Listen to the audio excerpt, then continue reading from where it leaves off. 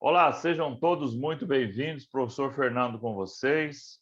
Iniciamos a nossa aula de número 1 de relações interpessoais, né? Este horário é um horário propício para o estudo, né? Em função de que muitos têm algumas outras demandas e algumas pessoas têm as suas situações aí. E eu só peço, né, que você, acessando, deixe o seu microfone no mudo, tá? Para não ter nenhum tipo. Essa aula ela ficará gravada para os membros, né, os assinantes do Além do Estudo. E essa aula é ao vivo, né, e será assim ao vivo até o final, todas as quartas-feiras, para os nossos parceiros do Bravo Concursos e os nossos parceiros do Projeto Gênesis, tá? Então, sejam todos muito bem-vindos a essa mentoria, essa mentoria, né, sobre relações interpessoais para a Polícia Militar e para Bombeiro Militar também. O assunto relações interpessoais vai cair de toda sorte para os dois grupos, né? Relações interpessoais, nós teremos 5 questões na nossa prova, de um total de 60 questões, mas o grande detalhe sobre relações interpessoais, assim como outras matérias, valendo cada questão 2 pontos, né? A língua portuguesa é outro também, né? Com 15 questões e valendo 2 pontos também, né? Principalmente para PM, né? Agora, bombeiros eu nem lembro se tem, mas deve ter também essa divisão de pesos, tá? Para a gente até ver isso aí. Mas muito bem, vamos dar início à nossa introdução, né? O que são as relações interpessoais, né? Ou as chamadas relações entre as pessoas, né? É um tema que será muito importante para vocês que se tornarão, né? Se tornarão militares, né? E a gente vai ter esse tema como questões da prova, né? Lógico que não vai servir para você no seu dia a dia lá, você vai ter que reaprender isso depois, né? Nosso primeiro objetivo agora é saber se é a letra A, se é a B, se é a C, se é a D e se é a E. Esse é o grande mote, a nossa grande motivação de se estar aqui, ok? Mais uma vez, eu peço a todos aí que desliguem os microfones. Então, não sei se tem como dar um comando de desligar o microfone geral aqui. Não sei se tem isso, não. Mas eu vou tentando mutar aqui, tá? Muito bem. Vamos lá, então. O nosso edital, né? Deixa eu colocar aqui para baixo aqui. O nosso edital, ele tem esses itens, né? Os itens são empatia e confiança, né, que é um item importante no nosso estudo. E quando se fala de provas, né, de concurso, os primeiros itens, eles tendem a ser itens serem cobrados na prova, né? É o chamado item preguiçoso, que a gente chama, né? Em que o elaborador da prova é o item 1. Vou fazer uma questão para o item 1, né? Então, assim, já é um assunto importante, empatia e confiança, e eu aposto ele muito como questão. Outro item que eu aposto como questão é o item 3, motivação, né? Motivação que a gente vai ver, não sei se a gente vai conseguir ver hoje, provavelmente não, mas motivação é um outro item que eu aposto como questão. Um outro item que eu aposto como questão também é o chamado trabalho em equipe, né? Que é o item 4, funcionamento de equipes de trabalho. A gente vai ver como que a UFMT aborda, né, a ideia de trabalho em equipe. O outro item que eu aposto muito para a prova é o item de número 8, que é o comunicação. Tá? E, finalmente, o outro item de aposta, que na verdade é um item certeiro nas provas da UFMT, é o item 10, liderança. E ele é tão importante importante que ele vai ser o item que nós vamos começar a nossa aula de hoje, tá? É por ela, na verdade, a liderança que nós vamos começar o nosso estudo das relações interpessoais, as relações entre pessoas, tá? Vou passar para vocês os macetes. Um outro detalhe. As nossas aulas, a gente vai fazer essas nossas aulas, primeiramente, eu vou dar para vocês um aparato teórico e vou depois fazer questões junto com vocês, tá? Nós vamos ter... Aí, professor, por que eu não vou fazer questão agora? Eu quero deixar mais para frente para a gente ver se a gente aprendeu alguma coisa também, né? E mais próximo da prova, para ficar mais forte na cabeça de vocês, tá? Para vocês acertarem as questões, tá ok? Nossa promessa é 6 aulas, tá? Mas pode ser que nós tenhamos mais aulas, tá? Se eu enxergar que é preciso ter mais aulas, não tem limite que eu vou dar aula para vocês, tá bom? É um compromisso meu ter no mínimo 6 aulas, tá? Mas se precisar de ter mais aulas, nós teremos mais aulas para ajudá-los a alcançar essa grande situação que é passar no concurso, tá bom? Então, vamos lá. Entendemos já o que nós queremos e o que nós vamos ter. Vamos lá, então. Primeiro, né, para se entender, antes de entrar na liderança, entender o que são as relações interpessoais. As relações interpessoais, elas surgiram das chamadas teoria das relações humanas. As teorias das relações humanas é um estudo que a gente tem dentro da administração e dentro da psicologia também, tá? Que foi uma escola. Na administração, nós tivemos várias escolas. Tivemos escola científica, escola clássica, escola burocrática. Você já deve ter ouvido falar alguma vez na sua vida o termo burocracia ou o termo linha de produção, que foi criado lá na escola científica junto com o Henry Ford. Você já deve ter ouvido falar algo nesse sentido, tá? Não nos interessa agora saber isso, mas interessa saber que a escola das relações humanas, ela veio para contrapor essas teorias clássicas. As chamadas teorias clássicas, elas acreditavam que o homem era um ser que se movia basicamente pelo aspecto econômico. O homem se movia somente pelo aspecto financeiro.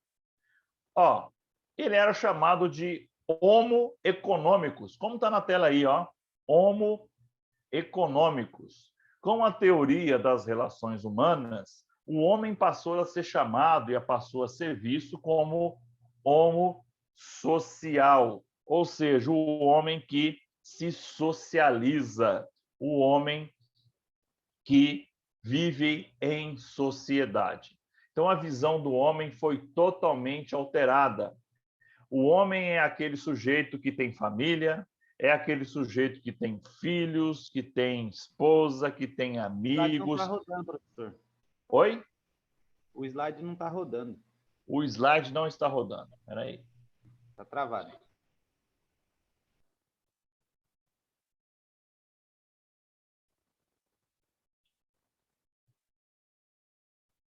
Agora está aparecendo para vocês aí? Agora sim. Maravilha. Obrigado. Vamos lá. Então, agora vocês estão vendo na tela o Homo econômicos, né? Maravilha. Agora sim.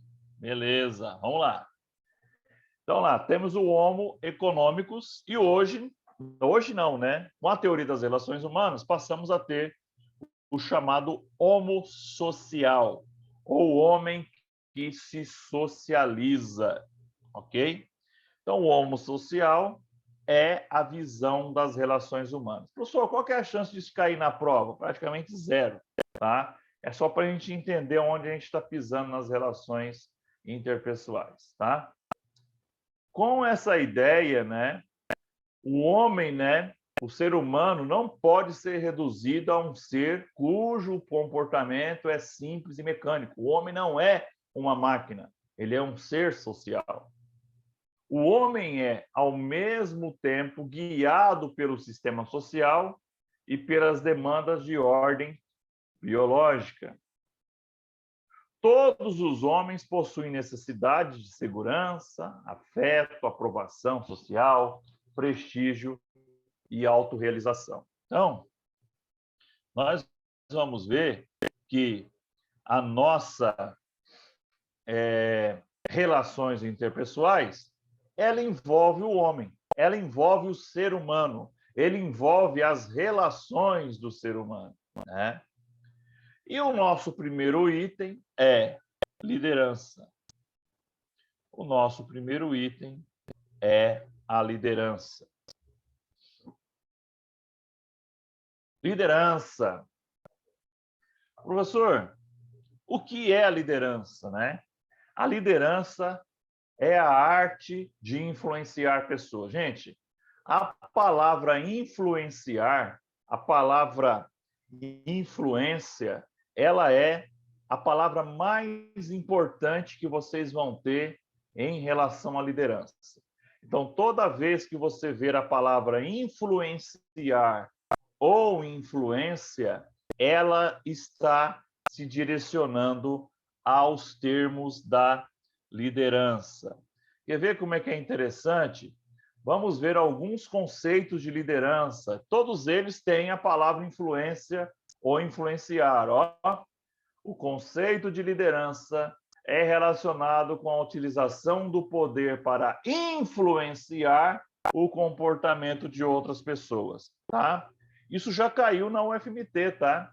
A UFMT já caiu o conceito de liderança e sabe, olha, qual é o aspecto da relação interpessoal em que há uma influência sobre outras pessoas. Influenciar pessoas é exercer liderança, ok? Olha o outro conceito. Liderança é a habilidade de influenciar pessoas em direção ao alcance das metas organizacionais. Vejam bem, liderar é influenciar pessoas. No livro O Monge e o Executivo, James Hunter diz que liderança é a arte de influenciar pessoas. E esse termo já caiu, e o livro O Monge e o Executivo já foi citado na banca UFMT algumas vezes. Outro conceito, para a gente pode fechar alguns conceitozinhos aqui, não é para decorar, tá? É só para a gente ver por que a palavra influência é importante. Liderança é um fenômeno tipicamente social que ocorre exclusivamente em grupos sociais e nas organizações. A liderança é exercida como uma influência interpessoal em uma dada situação e dirigida através do processo de comunicação. Veja que a comunicação é importante, né? Comunicação humana para a consecução de um ou mais objetivos específicos, né? Então, a liderança, vocês podem ver que nos 3 conceitos que eu mostrei para vocês, ele fala ou influenciar ou influência, tá? Então, liderar é influenciar as pessoas, tá? Influenciar as pessoas de forma positiva. Antes de ver aqui os poderes, né? Os poderes que foram destacados por Max Weber, tá? Existem 5 poderes no aspecto do estudo da liderança: o poder legitimado, o poder de coerção, o poder de competência, o poder de recompensa e o poder pessoal. Eu quero fazer com vocês a diferenciação entre liderança e chefia. A liderança e chefia, elas são situações antagônicas, situações diferentes, tá? Elas se diferenciam uma das outras, né? Vamos lá. A liderança não é um papel executado exclusivamente pelos chefes ou gerentes, né? Isso muitas vezes acontece assim, mas não sempre. Então, sim, o líder não precisa de cargo. O líder não precisa de cargo para ser líder. Naturalmente, a capacidade de liderar uma equipe é um dos aspectos que leva alguém a ser promovido a um cargo de chefia. Olha só que interessante. Chefe e líder não é a mesma coisa, ok? O líder pode assumir um cargo de chefia? Pode. A liderança, naturalmente, às vezes conduz a um cargo de chefia. Mas o líder não precisa do cargo para ser líder, porque ele influencia pessoas. Quem precisa do cargo é o chefe. O chefe, sim, esse depende do cargo para continuar a ser chefe. Já o líder, não. O líder, ele não depende do cargo para ser líder. O líder não depende do cargo para ser líder. Quem depende de cargo é chefe. Olha de novo, a liderança não é um papel executado exclusivamente por chefes ou gerentes, ou seja, a pessoa pode não ter um cargo e ser líder, desde que ele seja um exemplo. E isso muitas vezes acontece assim, mas não é sempre assim. Naturalmente, a capacidade de liderar uma equipe é um dos aspectos que leva alguém a ser promovido a um cargo de chefia, ok?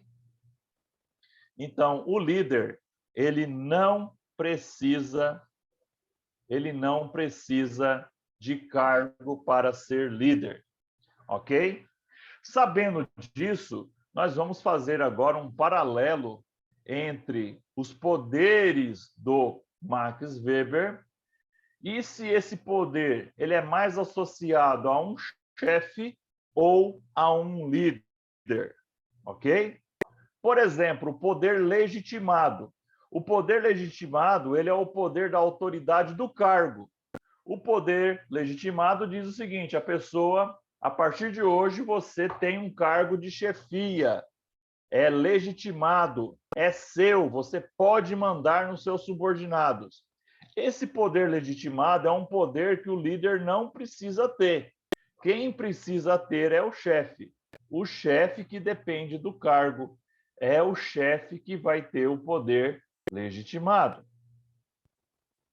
Já o poder de coerção, que é o próximo, né, poder, aquele poder do medo, da imposição, também é um poder que o líder não precisa ter. Quem precisa ter o poder de coerção é o chefe, é aquele que vai intimidar, aquele que vai punir, aquele que vai gerar um medo. Líder, por ser um grande influenciador de pessoas, ele não necessita do poder de coerção. Ele vai fazer o quê? Ele vai ter o poder de convencimento, que é diferente. Já o poder de competência, que é o terceiro poder, esse sim é um poder que o líder tem. O líder, né, a competência, na verdade, é a influência, olha só, influência exercida com resultados de especialização, habilidade especial e conhecimento.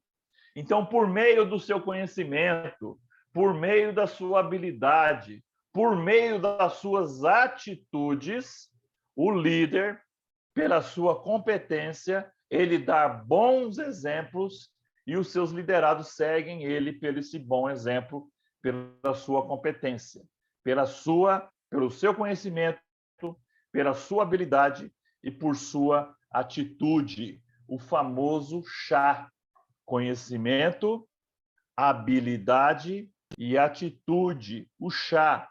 Para você chamar alguém de competente, ele tem que ter conhecimento, ele tem que ter habilidade e ele tem que ter atitude. De nada adianta ter conhecimento se eu não tiver habilidade para passar esse conhecimento para frente. De nada adianta ter conhecimento e ter habilidade se eu não tiver atitude, agir. O conhecimento é o saber, a habilidade é o saber fazer e a atitude é o querer fazer. Então, o poder de competência é um poder do líder. O poder de recompensa, ele pode estar tanto associado ao chefe quanto ao líder. O que é recompensa? Dá algo em troca, né? Um bônus, né? Uma recompensa futura, né? Então, o poder de recompensa ele pode atuar tanto com um para o outro. Poder pessoal, esse sim é um poder do líder também, ó. As pessoas são influenciadas a executar a tarefa pela representatividade do líder e não pelo seu nível hierárquico, não pelo seu cargo, porque ele é um líder, tá? Então, a liderança, ela é o poder pessoal, né? É um aspecto do líder e não do chefe. Então, resumindo, dos 5 poderes, poder legitimado, poder de coerção, poder de competência, poder de recompensa e poder pessoal, que já caiu em prova, tá? Saber quais são os 5 poderes mapeados pelo Max Weber. O poder legitimado é um poder que quem precisa dele é o chefe. O poder de coerção é um poder que quem precisa dele é o chefe. O poder de competência, quem tem ele é o líder. O poder de recompensa, tanto o líder quanto o chefe pode ter ele. E o poder pessoal é um poder também que quem tem é o líder, ok? Muito bem. Agora nós vamos ver, né, algumas teorias sobre liderança, né? Nas questões, a gente vai ver algumas outras também, tá? Mas eu vou passar para vocês aqui quais são as teorias principais, né? Quais são as principais teorias da liderança, as principais, tá? Primeiro, a primeira coisa que a gente precisa saber, deixa eu tirar aqui da frente, que não sei se ele aparece assim dessa forma para vocês, né? Para mim tá assim. Olha só que interessante. Nós temos a teoria baseada nos traços. Qual que é a característica da teoria baseada nos traços? A teoria baseada nos traços acreditava-se que o líder nascia líder. A teoria baseada nos traços era relacionada a acreditar-se que o líder nascia líder. Isso é algo muito antigo, tá? Muito ultrapassado. Como assim, professor? Teoria dos traços. Inclusive, acreditava-se nos traços fisionômicos. A pessoa é alta, a pessoa tem uma voz potente, a pessoa tem olho X, né? A pessoa tem um corpo atlético, ela era um líder. Era assim que era escolhido, né? Pelo seu aspecto físico. Então, acreditava-se que o líder nascia líder. Então, a teoria baseada nos traços, que já caiu em concurso também, é aquela teoria que diz que as pessoas nascem líderes, são chamados líderes natos. A próxima base teórica que veio depois, veio criticando a teoria dos traços, é a chamada teoria comportamental ou de estilos de liderança, que falou o seguinte, olha, a teoria dos traços, ela comete um erro. Qual que é o erro que ela comete?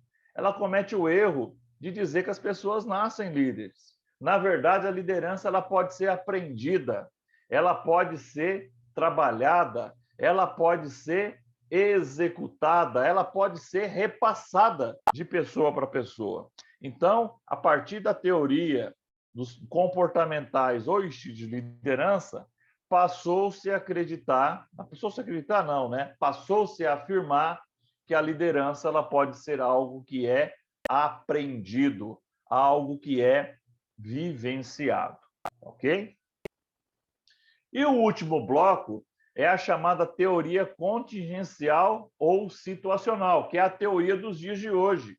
A teoria da liderança dos dias de hoje é a teoria contingencial ou situacional, que diz o seguinte, que a liderança não é mais determinada pelo líder, mas determinada pelos liderados. Como assim determinada pelos liderados, professor? É o seguinte, chegar à conclusão de que os estilos de liderança eles são importantes, mas quem determina a liderança são os liderados, conforme a sua maturidade. tá? Conforme a maturidade dos liderados, eles vão ter um tipo ou um estilo de liderança. Para entender isso, nós vamos ter que conhecer os 3 estilos de liderança que foram mapeados na parte comportamental e estilos de liderança, tá? Olha só que interessante. Eu tenho um quadrinho aqui importante, né? Que é esse aqui, que diz o seguinte: existe o estilo autocrático, existe o estilo democrático e existe o estilo liberal. O estilo liberal também é conhecido como laissez-faire. Laissez-faire, em francês, é como deixar fazer, deixar acontecer, tá? Professor, qual que é a principal característica do autocrático? O líder autocrático, ele controla rigidamente seus funcionários e ele centraliza todas as decisões. Só vale a opinião dele, tá? Ele é um líder, ou na verdade ele é um chefe, né? Duro, rígido, exigente, algumas vezes sem educação, bruto, sistemático. Já o líder democrático é totalmente ao contrário.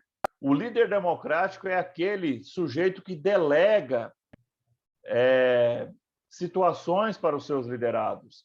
É um líder que quer a participação dos seus liderados, né?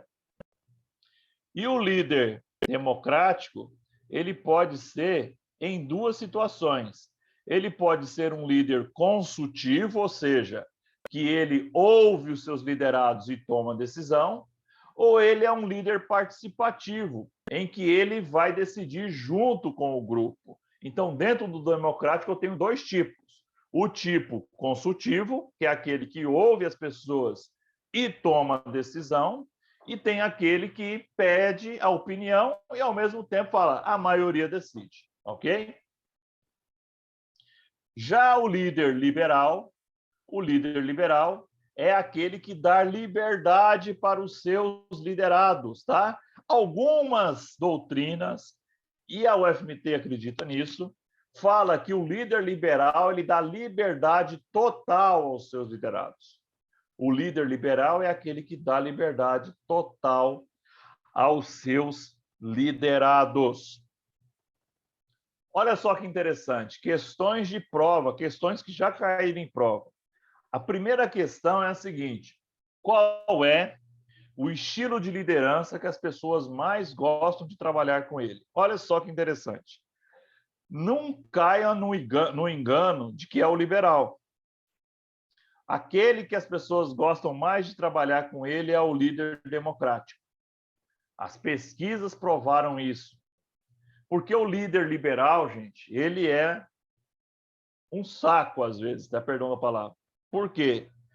Chega em determinado ponto que as pessoas falam, poxa vida, o cara abandonou tudo aqui, ó, essa liberdade total.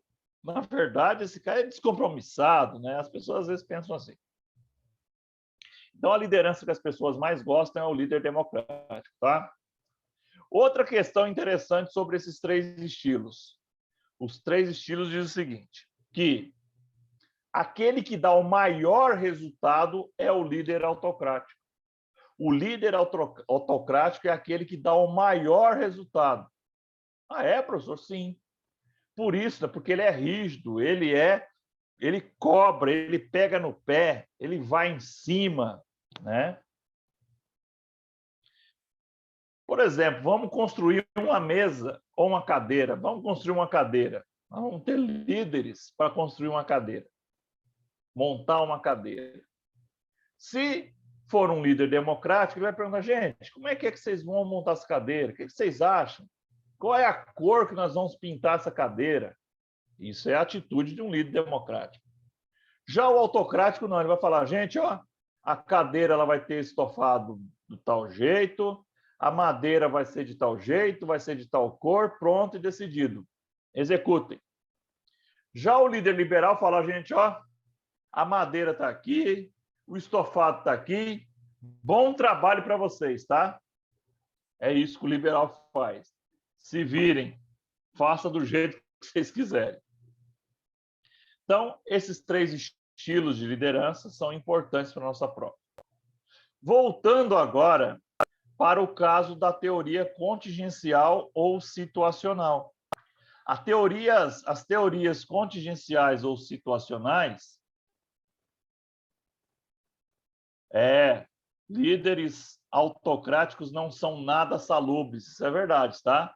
O grande problema do líder autocrático é a alta rotatividade, é o estresse, é a depressão que gera nas pessoas, tá?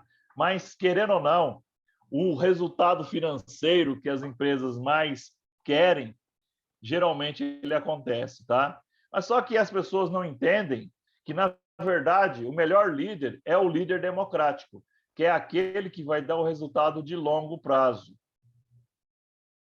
Gente, trabalhar com tensão no trabalho realmente é algo não muito agradável. Então, lá, teoria, né? A gente tem a teoria da contingência, né?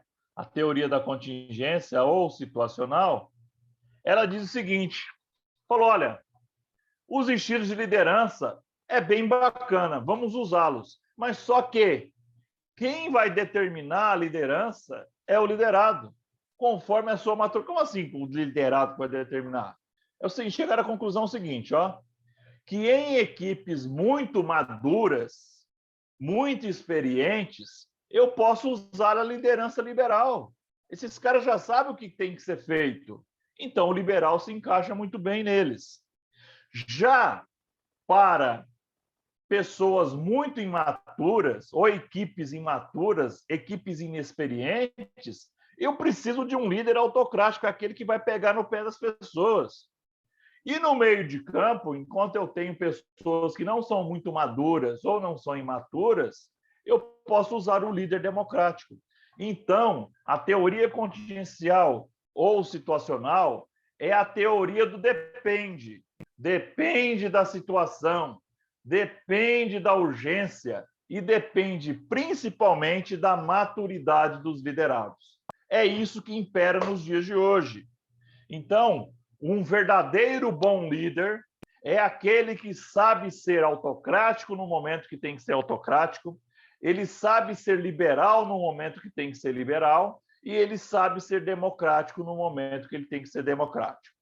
Então, o líder ideal é aquele que consegue aplicar todas as vertentes dos estilos de liderança. Ok? Muito bem.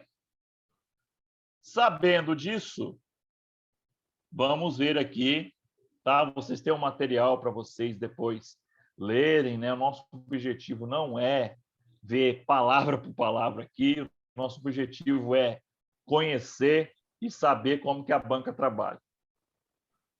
Outro líder que não é um estilo, tá até errado o nosso material aí, tá? Ele é um tipo de liderança, não estilo de liderança são só 3, tá? Autocrático, democrático e liberal, tá? Qualquer outro líder é um tipo de liderança. E liderança é um tema muito complexo, no sentido que nesse momento, alguém está escrevendo alguma tese sobre liderança. Nesse exato momento, no mundo, tem alguém escrevendo algo sobre liderança, ok? Então, vamos ver alguns tipos de liderança que caem em prova, né? Nas questões, nós vamos ver outros tipos também, tá? Que a UFMT já cobrou. Mas esse tipo aqui, chamado líder carismático, é um tipo que já caiu na UFMT. O carismático é o líder que, para o liderado, é como se ele tivesse superpoderes, como se ele fosse um super-herói, se ele fosse dotado de algo extraordinário, algo fora da curva, tá? Então, como que cai na prova, professor? Eu quero saber. Cai assim, ó. Estamos falando de um tipo de liderança em que o líder é como se fosse um herói para os seus liderados. Estamos diante do líder carismático. Professor, aonde que eu encontro o líder carismático? A gente encontrou ele na história várias vezes, né? Alguns exemplos de líderes carismáticos. Adolf Hitler. Professor, o senhor está louco? Não. O Hitler conseguiu, pelo seu carisma, né, por ele ser considerado um herói para as pessoas lá, mobilizar um país a entrar numa guerra, um país a manter uma guerra, né, junto com seus aliados, óbvio, durante 5 anos. Isso, 5 ou 6 anos, né, de 39 a 45. Isso é um grande exemplo de carisma. Carisma porque ele era considerado um herói para os seus liderados. O senhor dá outro exemplo de carismático, Gandhi, o famoso propagador indiano Gandhi, propagador da paz, é um cara também que é um dos responsáveis pela criação da ONU, para você ter ideia. Então, esse sujeito realmente era um líder carismático. A gente encontra líderes carismáticos muito na política também, tá? Mas agora eu vou dar um exemplo para vocês do líder dos líderes, Jesus Cristo. Jesus é um grande exemplo de líder carismático. Ele fazia milagres, ele convencia as pessoas pelas palavras, as pessoas seguiam ele na crença, né, dele ser o grande salvador, e o é, né? Mas, né, se você pegar, na Bíblia nós temos algumas histórias interessantes, né? Jesus chega no meio dos pescadores e fala, gente, me siga. E os caras, né, a Bíblia fala que os caras largaram tudo. Largou família, largou amigos e foram viver, né, peregrinando e divulgando as coisas do reino de Deus, né, como a Bíblia fala. Então, se tem um exemplo de líder carismático, esse exemplo é Jesus de Nazaré. Tá ok? Muito bem. Outros, né, exemplos que a gente tem é na política. Hoje nós estamos vivendo um lado bipolar aí, né? Dentro da política nós temos aí os políticos que muitos deles são líderes carismáticos, né? Principalmente aqueles que a gente considera esse é o salvador da pátria, esse vai mudar tudo, né? Um grande erro que a gente tem, né? Existem muitas coisas por trás que não deixam, né? Mas então, quando a gente nomeia, fala fulano é o salvador da pátria, eu vou votar com convicção nele, porque ele agora vai acertar, ele vai botar as coisas no eixo. Esse sujeito que a gente acredita que ele vai mudar as coisas da noite para o dia, esse sujeito é um líder carismático, tá? Então, o líder carismático é aquele que os liderados consideram que ele tem superpoderes, né? Que ele é super-herói. Muito bem. Outros dois tipos de líder, tá? É o transformacional e o transacional, que também já caíram em questões da UFMT que nós vamos resolver ainda no nosso curso, tá? Não hoje, mas futuramente a gente vai resolver. Professor, o que é o líder transformacional? O líder transformacional é o líder que é preocupado com as pessoas. A informação que você precisa levar é essa. O líder transformacional é o sujeito que é preocupado com as pessoas, diferentemente do líder transacional. O líder transacional é o sujeito que é preocupado com a tarefa. No dia da prova, você vai lembrar assim, ó, transformacional, transformar pessoas, ele quer o crescimento das pessoas. Transacional, vem de transação, vem de tarefa, executar uma tarefa. Então, o líder transformacional é aquele que é preocupado com as pessoas. E o transacional é aquele preocupado com uma determinada atividade ou tarefa. Ok? Muito bem. Seguindo o nosso bonde aqui, vimos o material está aí para vocês consultarem, né? Nosso objetivo é dar o maior número de coisas possíveis em relação ao acerto das questões, né? Tem um material para vocês poderem consultar e trabalhar com ele. Vejam só que interessante esse gráfico aqui. Esse gráfico chama-se gráfico ou, né, gráfico de Fiedler, na verdade, né? Esse gráfico, ele vai responder aquela pergunta, né? Olha só que interessante. Nós temos aqui o desempenho, que pode ser baixo e alto. E nós temos o líder voltado para as tarefas, que é o transacional, ou o autocrático também é um líder voltado para as tarefas, e o líder voltado para as pessoas ou para o relacionamento, que é o transformacional, ou o líder democrático. Olha só que interessante. Em situações, deixa eu botar isso aqui para cima, aqui só para... Em situações favoráveis, o líder voltado para as tarefas, ele tem um desempenho maior. E em situações desfavoráveis, também. Por isso que eu digo que o líder autocrático ou o líder voltado para as tarefas, ele vai dar um retorno financeiro para as organizações maior sempre que o ambiente for favorável ou desfavorável. Essa chave só vira quando a situação for intermediária. Tá? Então, o alto desempenho, ele acontece com o líder voltado para as tarefas ou para o líder voltado, o líder autocrático, tá? Muito bem. Então, aqui tem a teoria situacional, né? Esse gráfico aqui, eu vou até tirar a minha carinha aqui do lado aqui. Esse gráfico aqui, ele é interessantíssimo, tá? Esse gráfico chama de gráfico de Hershey e Buncher. Tem no material aí, tá? Gráfico de Hershey e Buncher, tá? Esse gráfico aqui, ele vai ajudar a gente a entender todas as teorias. Apesar dele ser das teorias situacionais ou contingenciais, ou seja, as teorias dos dias de hoje, vejam só que interessante isso aqui, ó. Eu tenho relacionamento, ou seja, preocupado com relacionamento transformacional. Eu tenho aqui o preocupado com as tarefas, eu tenho o transacional. Então, quanto mais para cima ele é, ó, relacionamento alto e baixa tarefa, né? Então, ele é transacional. E quanto mais para a direita eu vou estar mais o quê? Tarefa alta, né? Então, quanto mais para a direita, tarefa alta. Vamos pegar aqui, ó, a linha de baixo aqui, ó, da maturidade, gente. Essa linha da maturidade, ela vai cruzar com esses quadrantes que vocês estão vendo aí. Quer ver? Maturidade alta, a equipe é muito madura. Qual estilo de liderança que ele vai ter? O estilo liberal.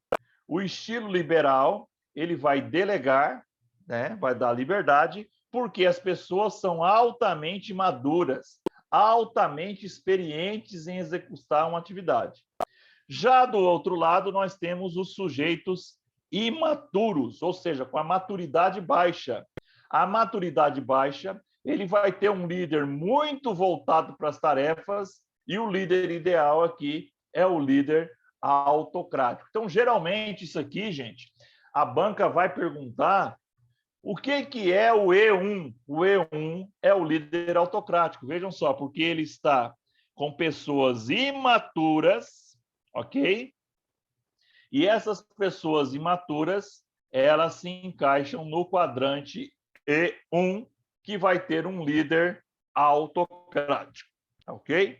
Voltado para as tarefas, também conhecido como líder transacional.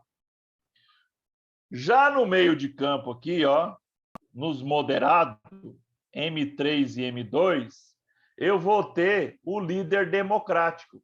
E que líder democrático eu tenho? Eu tenho dois tipos, né, de líder democrático. Eu tenho o consultivo e eu tenho o participativo. Quando as pessoas são a média de maturidade deles é melhor, eu posso ter o quê? O líder participativo, o líder democrático participativo, que as pessoas vão ajudar ele a tomar a decisão. Já se as pessoas não forem tão maduras, né, tiverem mais para o lado da imaturidade, ele vai ser um líder que vai consultar, mas a decisão é dele. Chama-se líder democrático consultivo. Ok? Professor, qual é a chance de cair esse gráfico para mim no meu concurso? Eu acho praticamente zero, tá? Mas é só para a gente entender, tá? Ó, o que pode cair de liderança? O conceito de liderança pode cair, claramente pode cair para vocês. Liderar é a arte de influenciar pessoas. Liderar é influenciar pessoas. Ou os tipos de liderança também, tá? Os estilos de liderança e os tipos de liderança são campeões de cair em provas de concurso, ok? Temos algum questionamento, alguma pergunta?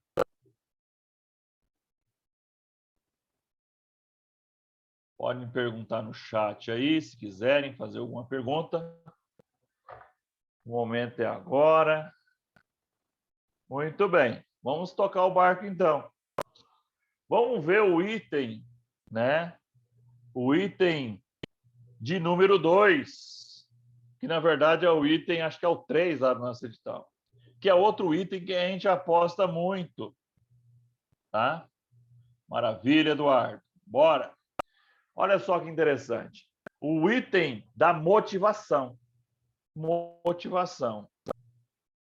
É outro também que tem várias teorias, tá? Que nas questões a gente vai ver outras teorias também, tá?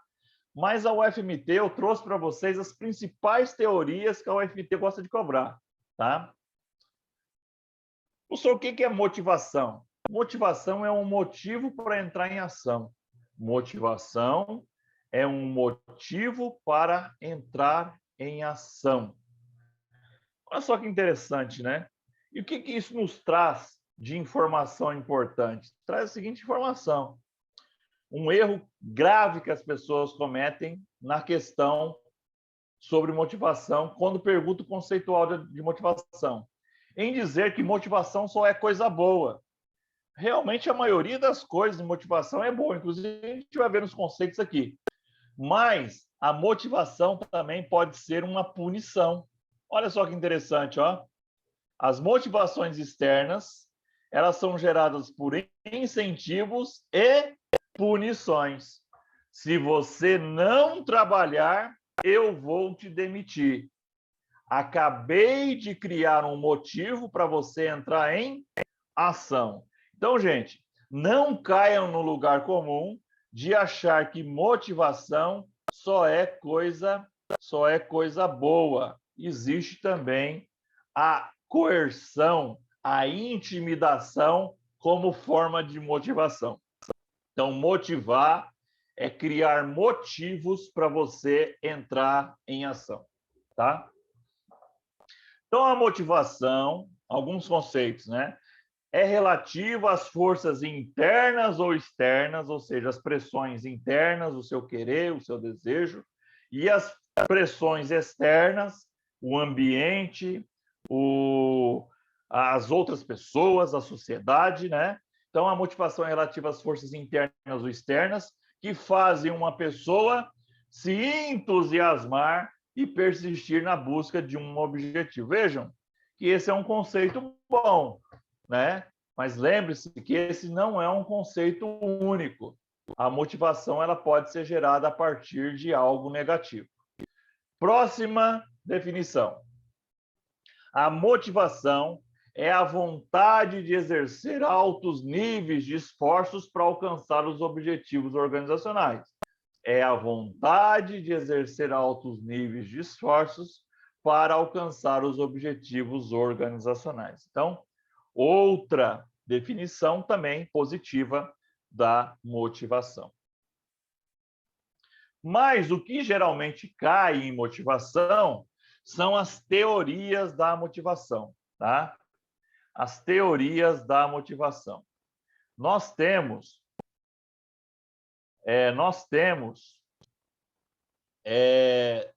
muitas teorias, mas a teoria que mais cai em concurso é essa que vocês estão na tela aí, que é a teoria da hierarquia das necessidades de Maslow, tá? É famosíssima, mas eu tenho que fazer alguns alertas sobre ela.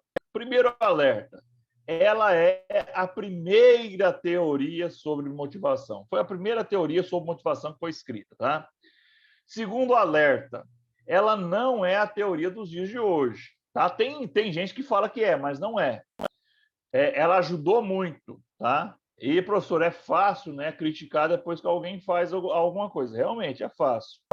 Então, a teoria da hierarquia das necessidades de Maslow recebe outros nomes também, conhecida também como necessidades de Maslow, conhecida também como pirâmide, já vou explicar por que é pirâmide de Maslow, né? Então, ela pode vir com vários nomes. Mas a primeira coisa que o Maslow fez foi dizer o seguinte, ó, motivar vai além da ideia do simples aumentar os salários.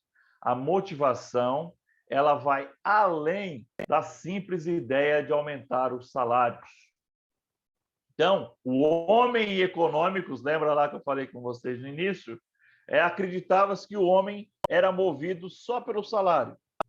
Henry Ford, inclusive, falava que se desse um bom salário, a pessoa poderia trabalhar 22 horas. Um absurdo. Outro ponto que ele falou é o seguinte, a motivação de uma pessoa é originada por suas necessidades. É aquela velha, né? Quando a água bate na bunda, você aprende a nadar, não é isso? Era mais ou menos isso. Então, a partir das suas necessidades, você vai se motivar. Um exemplo é o concurso, né, professor? Eu quero passar nesse concurso porque eu quero ganhar um bereré aí, quero ganhar um dinheiro, quero ter uma vida melhor, ter estabilidade, dar uma vida melhor para a minha família, e eu desejo isso para vocês e eu acredito que isso vai acontecer. No fundo do meu coração, é isso que eu desejo para vocês. Outro ponto, classificou essas necessidades em uma hierarquia. Aí que é o grande problema do Maslow, tá? E foi a grande crítica ao Maslow.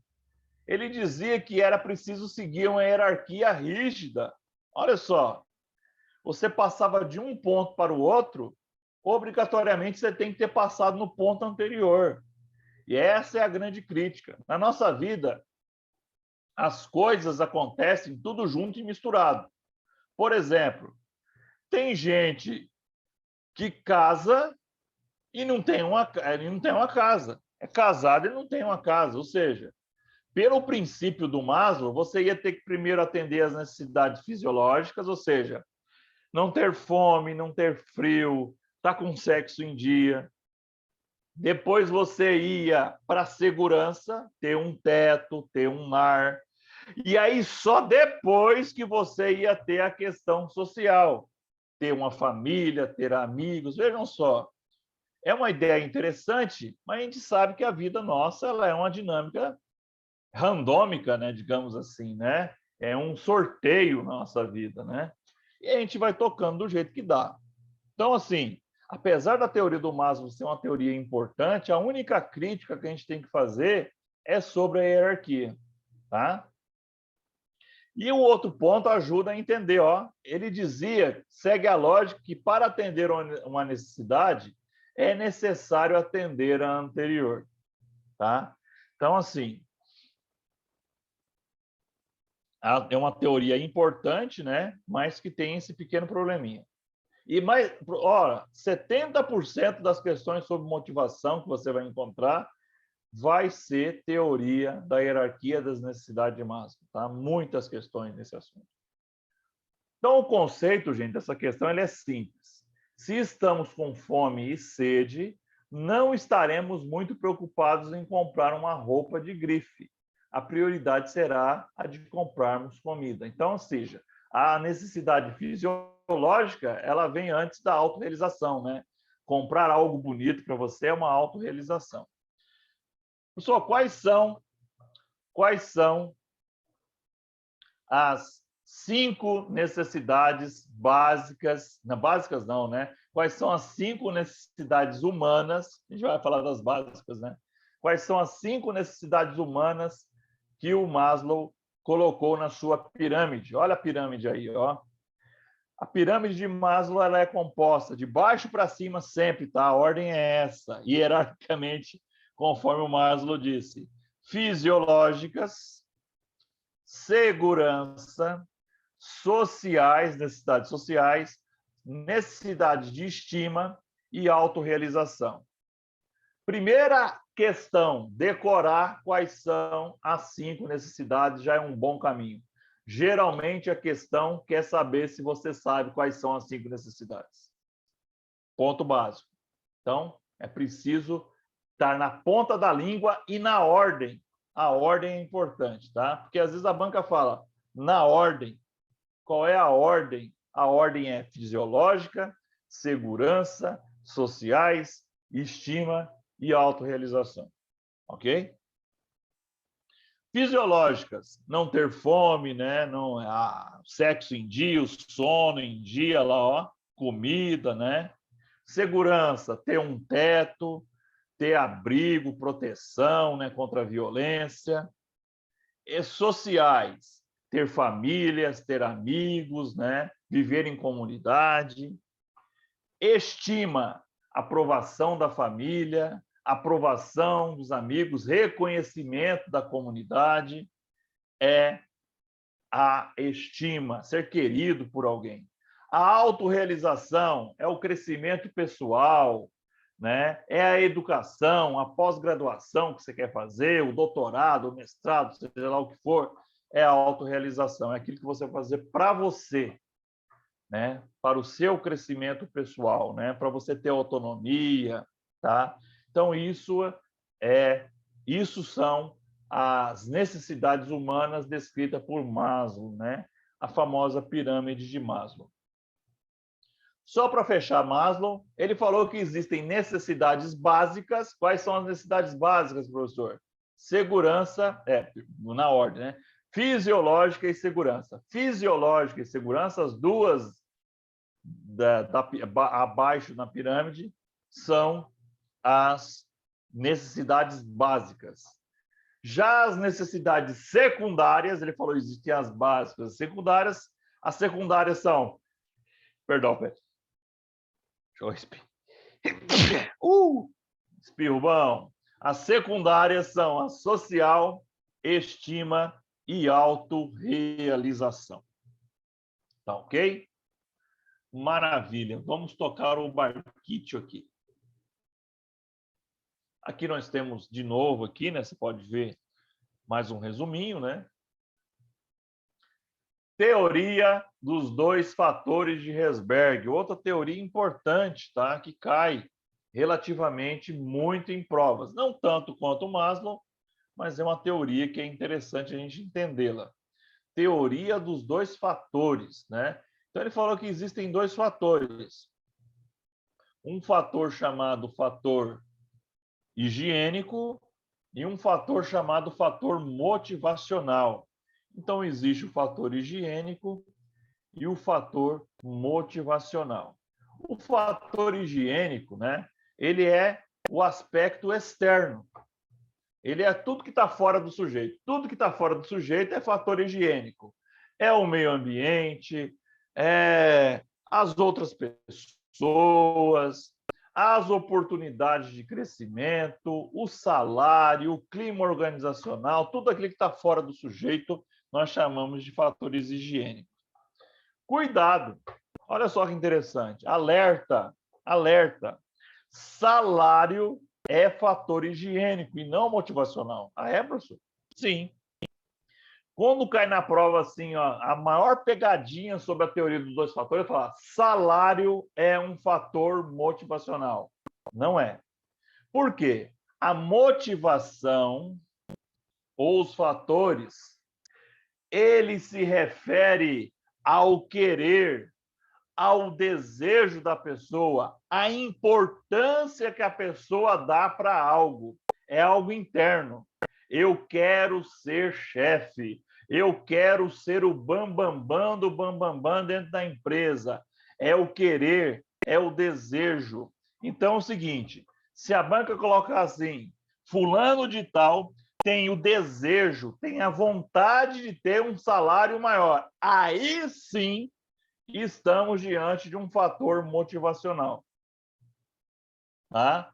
Se for só salário na prova, como está aqui no nosso slide, salário sem se revelar se o cara tem vontade de ter esse salário, ele é um fator externo, é um fator higiênico.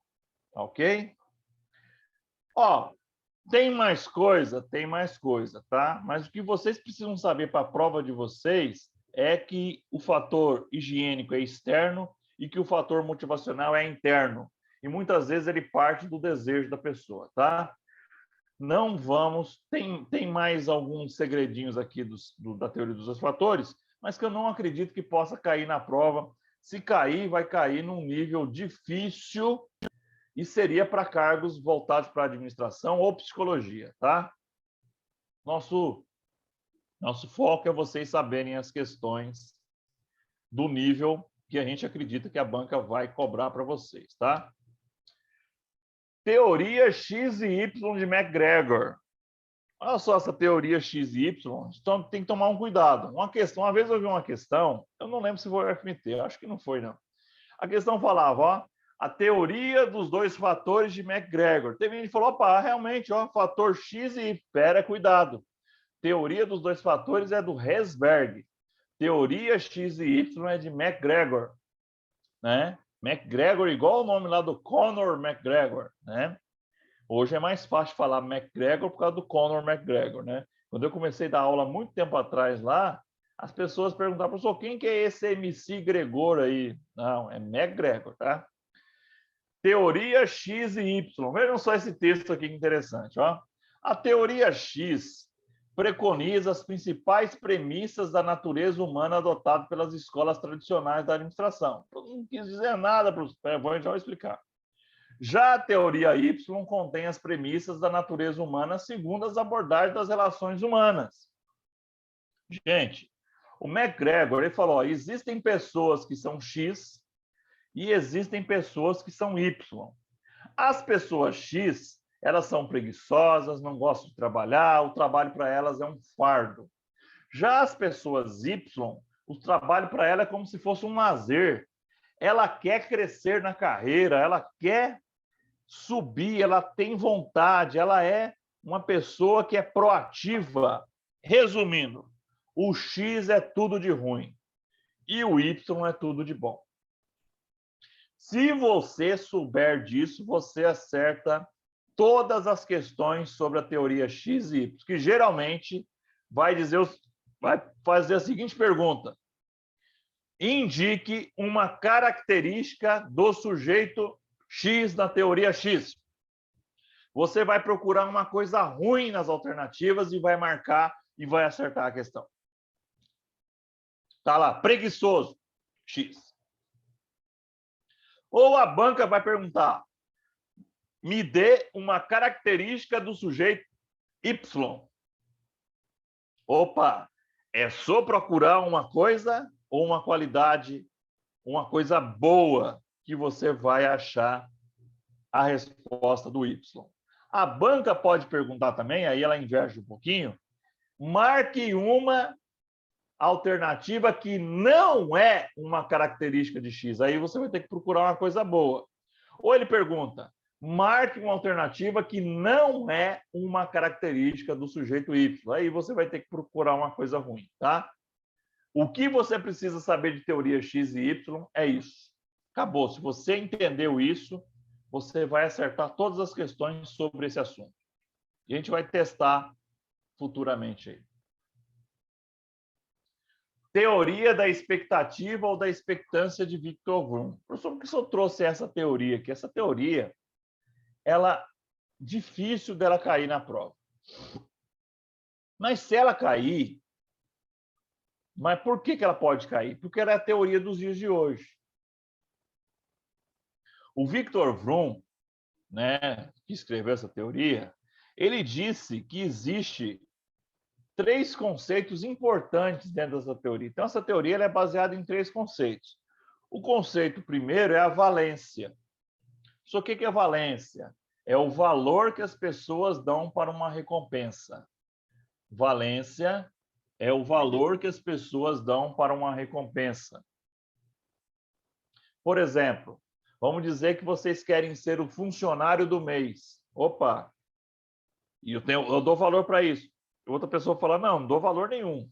Ah, o prêmio vai ser uma caneca. Tem gente que vai dar valor para isso. Outros falam, não dou valor para isso. Então, valência é o valor que as pessoas dão para uma recompensa. Ok?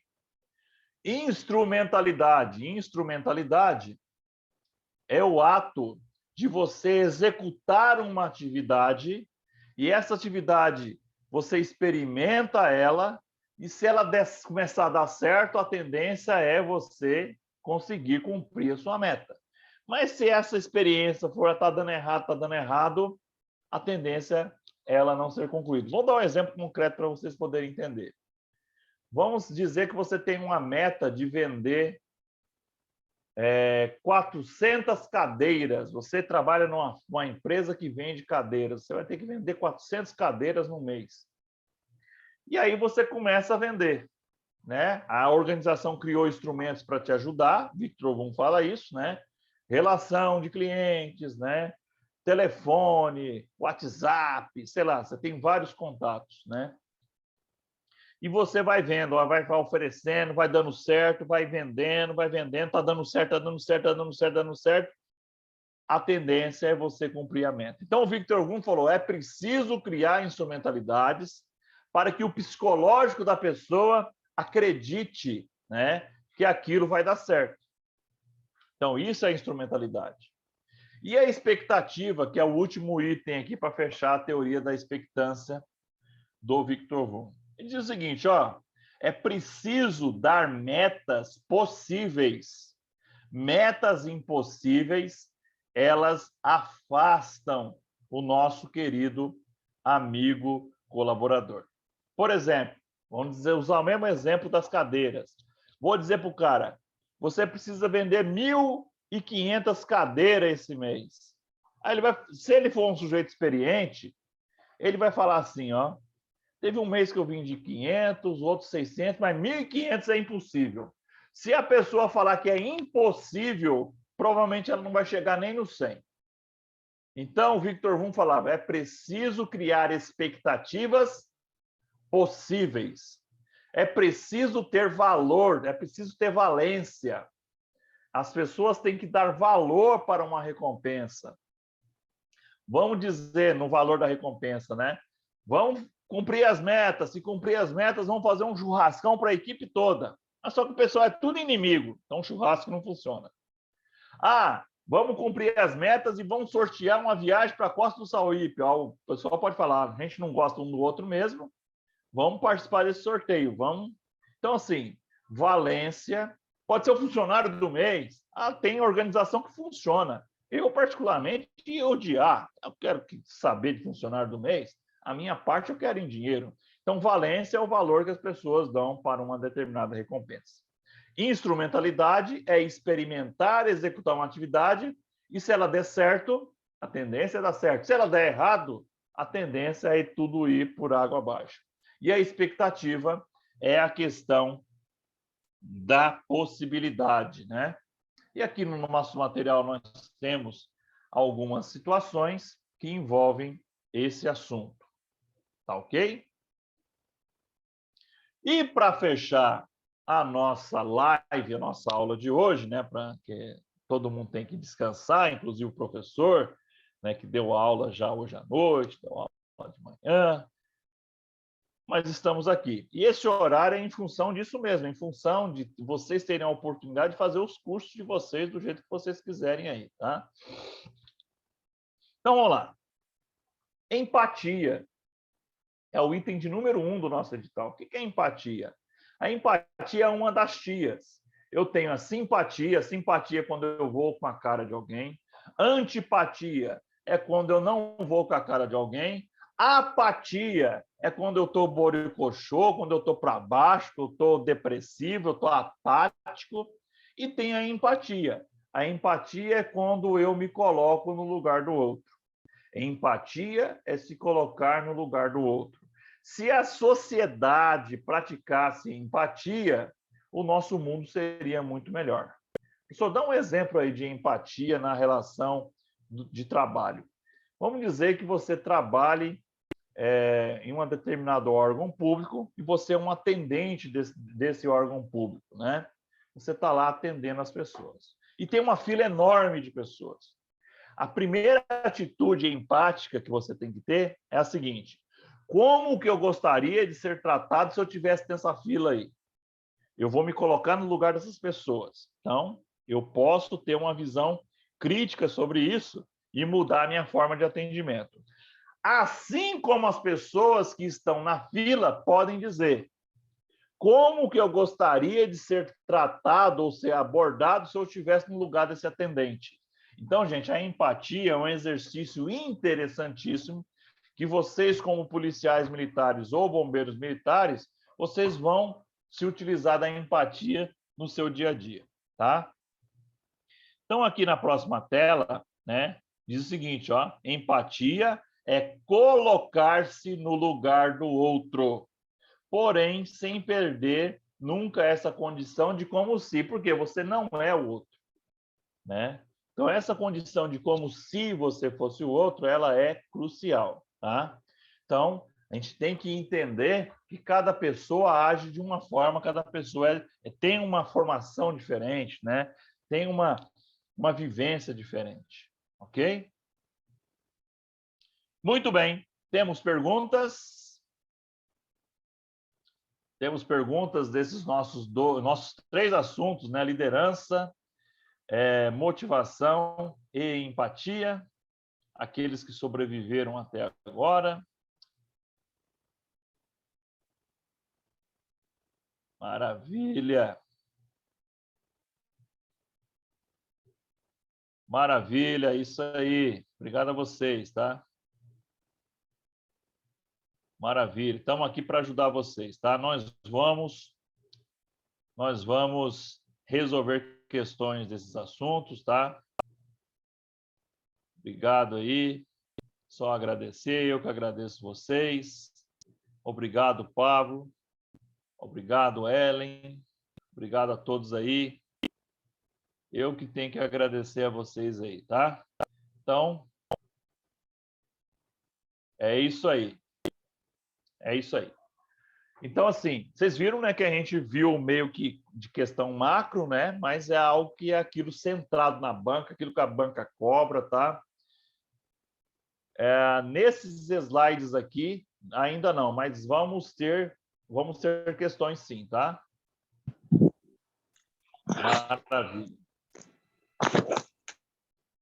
Gente, então ficamos por aqui hoje, né? Vamos descansar, que amanhã é preto na folhinha, todo mundo acordando aí, temos as nossas funções.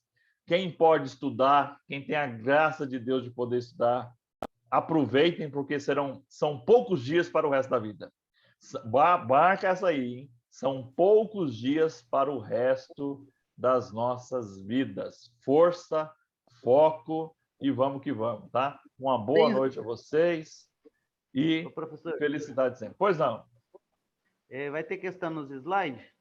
Nesses slides aqui, não, tá? Mas nós vamos ter, quando eu for preparar as questões, eu estou selecionando as questões, eu vou mandar para vocês, tá? Eu vou mandar aí para o Sargento Barbosa, para o professor Gênesis, né? E lá no Além do Estudo também, tá? Esse slide é o slide padrão, que tem a maioria dos assuntos, está faltando um assuntinho ou outro que a gente vai trazer para vocês, tá? Mas é um slide que já está no jeito aí para vocês já, a partir de amanhã, pegar ele e já começar a bater o slide todo aí, que são aquilo que vai cair para vocês, ok? É isso aí. Bom descanso, vamos para cima. Forte abraço, gente. E até o nosso próximo encontro na próxima quarta-feira, às 22h30. Tchau, tchau.